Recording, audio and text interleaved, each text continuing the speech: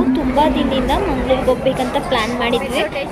ಈಗ ಕಾಲ ಕೂಡ ಬಂತು, ದೀಪಾವಳಿಗೆ ಹೋಗಬೇಕು ಅಂತ ಪ್ಲ್ಯಾನ್ ಮಾಡಿಕೊಂಡು ದೀಪಾವಳಿಗೆ ನಾವು ಮಂಗಳೂರಿಗೆ ಹೋಗ್ಬೇಕಂತ ಕೊರಗಜ್ಜನ ನೋಡಬೇಕಂತ ಪ್ಲ್ಯಾನ್ ಮಾಡ್ಕೊಂಡ್ವಿ.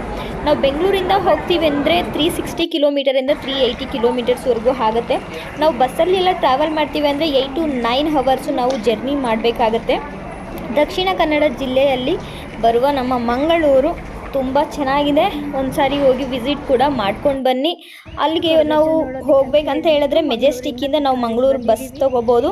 ಮಂಗಳೂರು ಬಸ್ಸಿಂದ ಮಂಗಳೂರು ರೀಚ್ ಆದ ತಕ್ಷಣ ಅಲ್ಲಿಂದ ಕುತಾರಿಗೆ ಬಸ್ ಸಿಗುತ್ತೆ ನಮಗೆ. ಮಾರ್ನಿಂಗಲ್ಲಿ ಕುತಾರಿಗೆ ಹೋಗ್ಬಿಟ್ಟು ಅಲ್ಲಿಂದ 10 ಮಿನಿಟ್ಸು ವಾಕಬಲಲ್ಲಿರುತ್ತೆ, ಇಲ್ಲ 5 to 10 ಮಿನಿಟ್ಸಲ್ಲಿ ಅಲ್ಲೇ ಹೋಗ್ತಾನೆ ನಾವು ಫ್ರೆಶ್ ಅಪ್ ಆಗೋದಕ್ಕಂತ ಕೂಡ ಮನೆ ಸಿಗುತ್ತೆ. ಮನೇನ ನಾವು ತೊಗೋಬೋದು.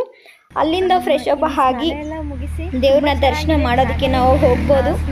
ತುಂಬ ಚೆನ್ನಾಗಿದೆ. ಅಲ್ಲಿ ನಾವು ರೆಸ್ಟ್ ಮಾಡಿಕೊಂಡು ಫ್ರೆಶ್ ಅಪ್ ಆಗಿ ಅಲ್ಲಿ ಅಜ್ಜನಿಗೆ ಚಕ್ಲಿ ಮತ್ತು ಸೇಂದಿ ಅಂದರೆ ತುಂಬ ಇಷ್ಟ, ಮತ್ತು ಅಡಿಕೆ ಎಲ್ಲ ಕೊಡ್ತಾರೆ.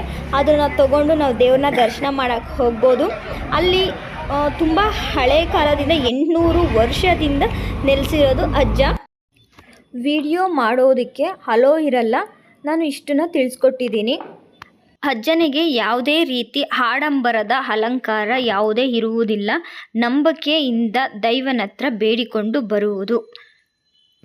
ನಾನು ನೆಕ್ಸ್ಟ್ ವಿಡಿಯೋದಲ್ಲಿ ರಕ್ತೇಶ್ವರಿ ಬಗ್ಗೆ ನಾನು ತಿಳಿಸಿಕೊಡುತ್ತೇನೆ. ಅಲ್ಲಿ ಅಜ್ಜ ಕೂಡ ನೆಲೆಸಿದ್ದಾರೆ.